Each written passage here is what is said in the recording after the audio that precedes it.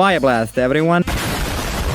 My name is Just7, and I'm just gonna jump straight into it. You've got like 10 minutes to get the whole session ready, don't you, Mr. DM? Well, freaking get to it. Use the damn chapters. What are you waiting for?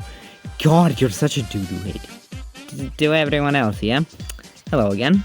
And today I am starting a new series. Again. I know, numero 4, 5 if my plans work out. Sorry, I'm just good at my job, okay? This one I am calling Drafting Up a Dungeon. Name's a work in progress because I'm afraid of commitment. In this series, I'll be showcasing cool D&D encounter ideas I either make myself or find across the web, explaining why I think they're cool, how they can be used, dropping in a couple maps and reflavors because abiding by rules as written for even 2 seconds will help me spontaneously. And at the end, you're ready and ready to go for your next session, like a race car going by its pit crew. Tonight, I'll be going over one of my own creations. The concept's pretty simple. You and your party make your way to a weird little keep. One of you can swear they can hear noises from within, but none can see anything. The keep is clean, well maintained, but not a single light in sight. What is going on here? Dude, wait a minute, that's the whole point of the video, jeez. That's right, ladies and gentlemen, we'll be playing around with invisibility. I can understand why some of you might be a bit skittish with this mechanic. Having an enemy you never expected pop out of the woodworks to ruin your day ain't the best feeling. For that, we're going to play into what is, in my opinion, the greatest strength of this ability. Absolute DM control. If an enemy popping out at a specific time would likely annoy your players, you have all the damn power to just eliminate that enemy out of existence. You can have cool scenes of your players figure out where each enemy stands, funny moments with your players accidentally swing their weapons and kill someone, and so on and so forth. This may not be the best thing to try as a newer DM, but hey, if you're struggling, you can just carry on as normal. With all that base stuff out of the way, let's get into the actual session. How long did it take me to get into this? Yeah, I don't wanna know. Its biggest strength is a mix of both combat and puzzle. The latter I think is best implemented through the maps, as is the best way for our players to logically guess where the enemies would be. So here's my selection for a couple maps perfect for this session, of czepeku of course. And let's just all have a genuine second of appreciation for these people. D&D Online would genuinely not be the same without them. The tall castle is probably the best one for the guessing thing, but if you want something more unique, you could go for this little desert bazaar. Specifically with the sandstone, because think about it. The invisible enemies not actually being invisible, but forming out of the sand, swirling around is just too good. Same thing with this variant of the guildhall, where the monsters forming out of the spores, potentially from inside your PCs, if that's what your campaign's got, is again just too awesome to pass up. Links to all the maps in the description. When it comes to what enemies to use, I haven't been able to find any that actually use invisibility.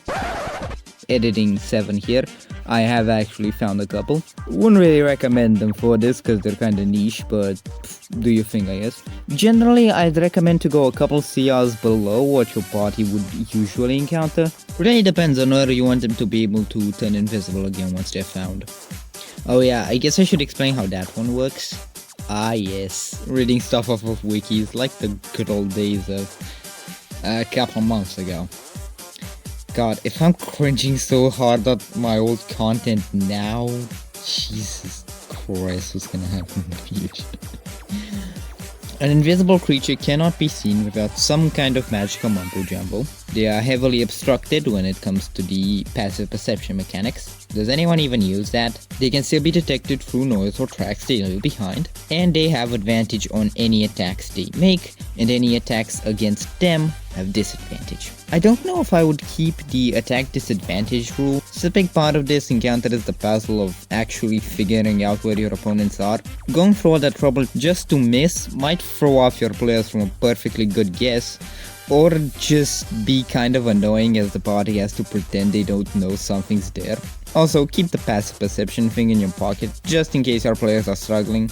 Or I guess if you want to play by the rules, but again, who even does that? Now, I want to get back to that idea I gave earlier with enemies literally forming out of the sand and spores. Since they're technically always there, they can't really be detected by magic. And since they move through the air, they can't leave any traces or make any noise. So I think it's fair to remove their advantage on attack, since they would also need a second to form themselves. And you know what, while we're here, give your players advantage against them for the same reason. And with that, we've basically removed 90% of the invisibility rules, and still we have the same idea. D&D is weird sometimes, isn't it? Almost finally, I'll drop some fun enemies to drop this mechanic on. The wolf's keen senses and pack tactics will put more pressure on your party without necessarily putting them in actual danger. If you want actual danger with a touch of horror, you could use the gelatinous cube. The thought of randomly encountering one of these and just seeing one of your party members slowly disappear into seemingly nothing while still hearing their screams so you just can't tell from where. Oh, that's just awesome. And if you just want a fair bit of chaos, you could try the succubus, using the charm as a way to make one of your players intentionally give false information to the party. Feels like it could be hard to pull off, gotta send some private DMs or something, though some kind of sign to the rest of the party might also be needed, just some food for thought. Lastly, here are some enemy placements on each map to start from. Disclaimer, probably something I should put at the start of my videos. I've DM'd like 6 total sessions, so don't take my word, placements, or idea as gospel. Put a link to the actual images on my Twitter because I really don't know where else to put it. That link is in the description, go nuts. And I think that's just about everything. Did y'all like this idea? Did y'all not? Did I make an obvious horrible mistake that invalidates the entire video and all my work over a couple of weeks? Let me know in the comments below, and like and subscribe while you're down there, cause come on, you already got like 1,000 subscriptions. Why not one more? Anyway, I've been Just7, and I will see you all next time.